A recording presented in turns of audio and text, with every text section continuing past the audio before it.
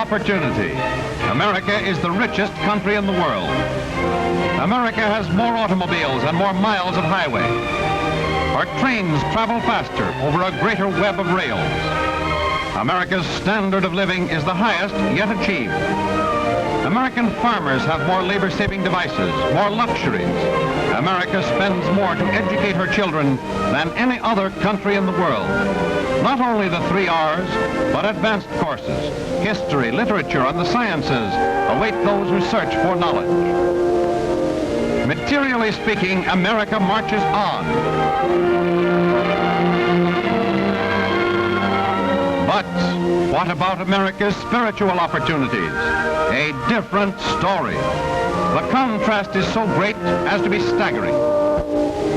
Millions for machines, billions for business, yet it has become almost a commonplace to say that America is headed for spiritual bankruptcy. America's Christianity lacks practical application. Her religion falters in the face of her people's rise to fortune. To doubting America from India recently came E. Stanley Jones, considered by many to be the greatest living exponent of Christianity. World famous as a missionary and a practical Christian leader. Dr. Jones is the author of the well-known The Christ of the Indian Road. 2 of his more recent volumes, which have been exceedingly popular, are Victorious Living and Christ's Alternative to Communism. While in America, Dr. Jones led the greatest Protestant preaching mission of our time. He talked to countless numbers over the air, faced hundreds of thousands personally, telling of the necessity for rebuilding the spiritual foundations of America.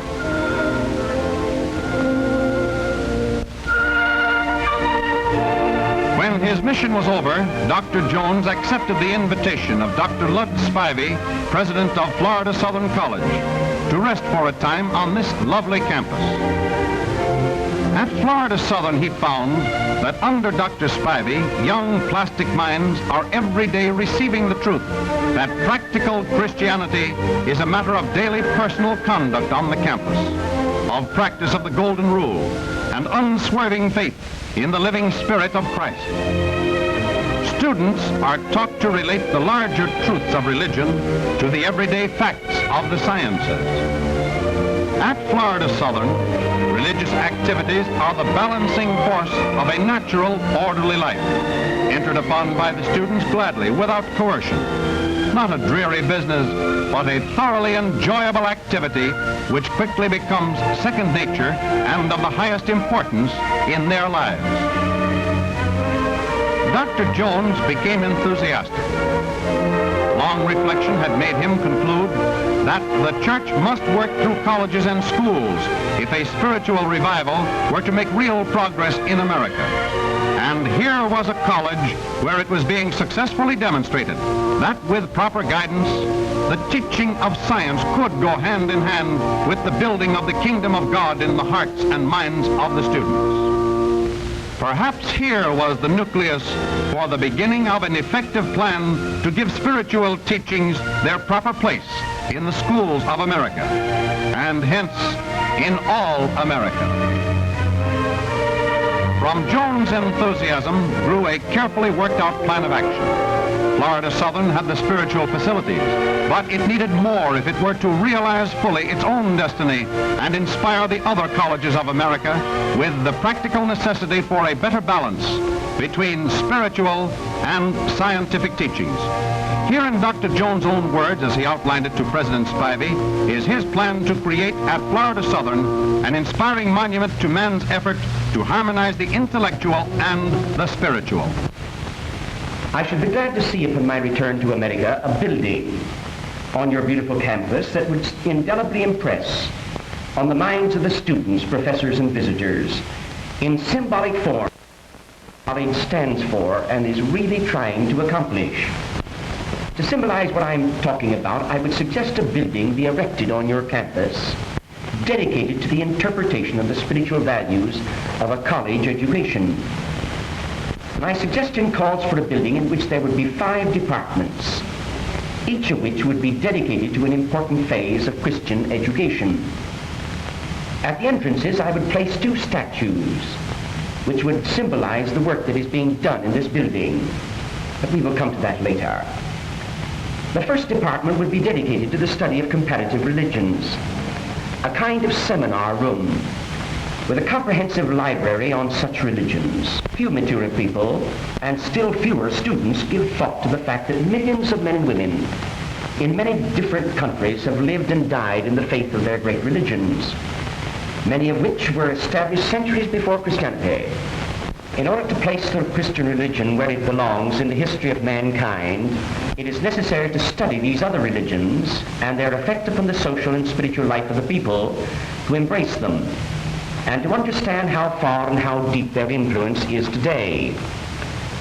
The second department would be dedicated to the study of Christianity itself, its nature and function.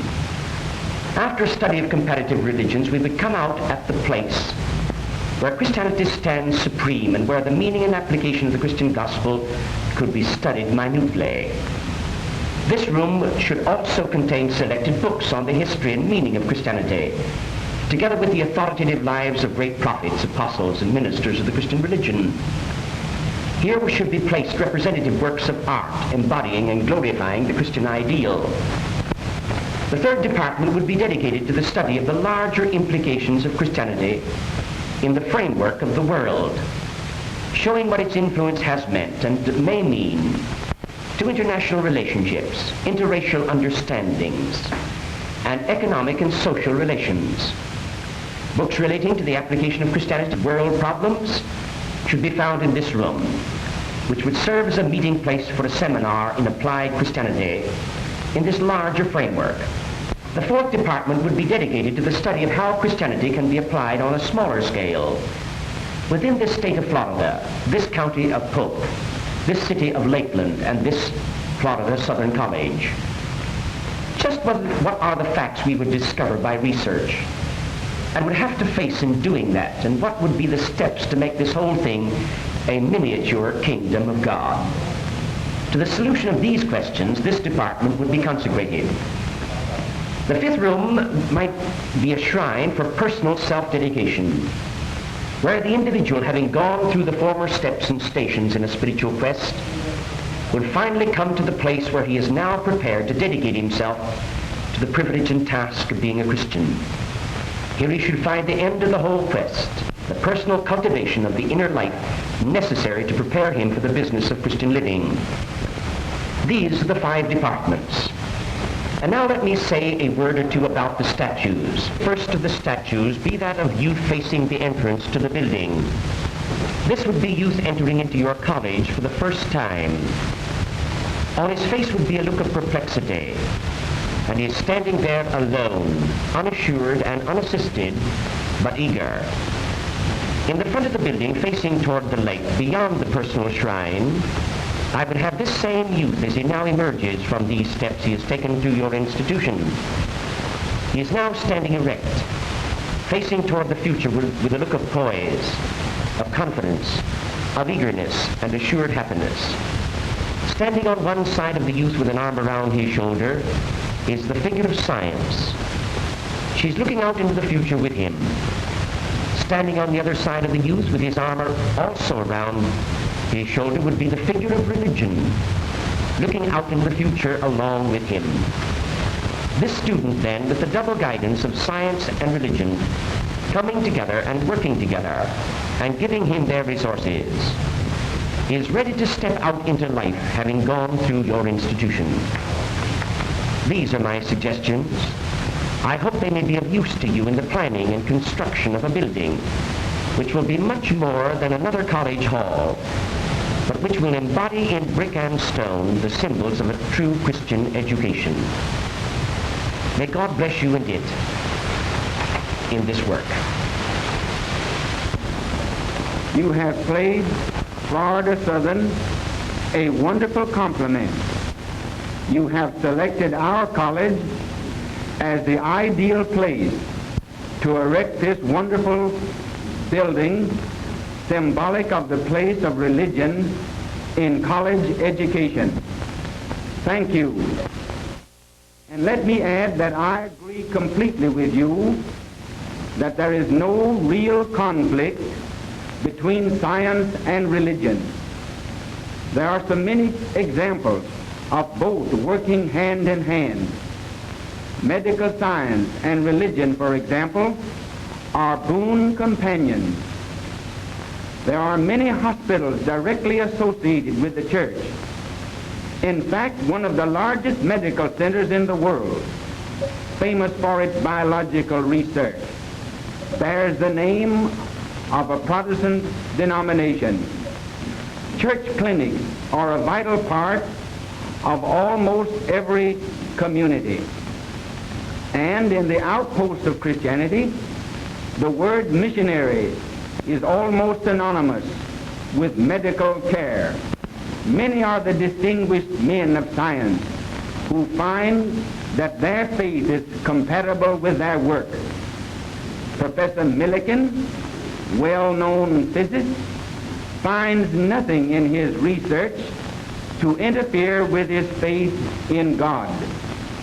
Professor Compton, famous for his cosmic ray discoveries at the University of Chicago, finds that his personal religion is substantiated by the results of his work.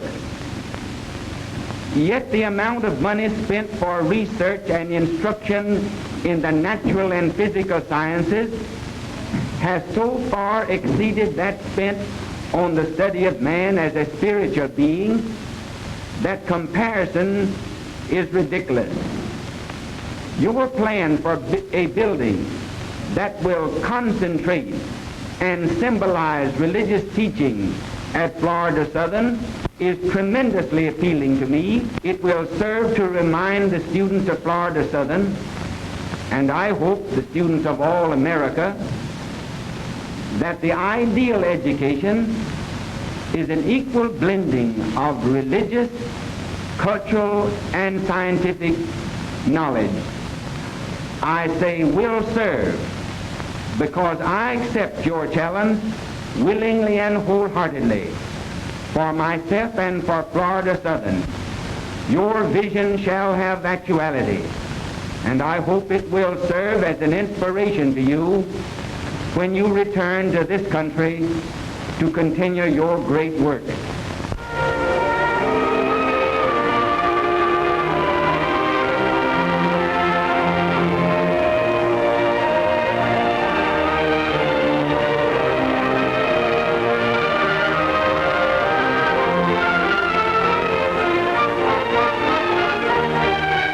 Dr. Spivey's enthusiasm was infectious.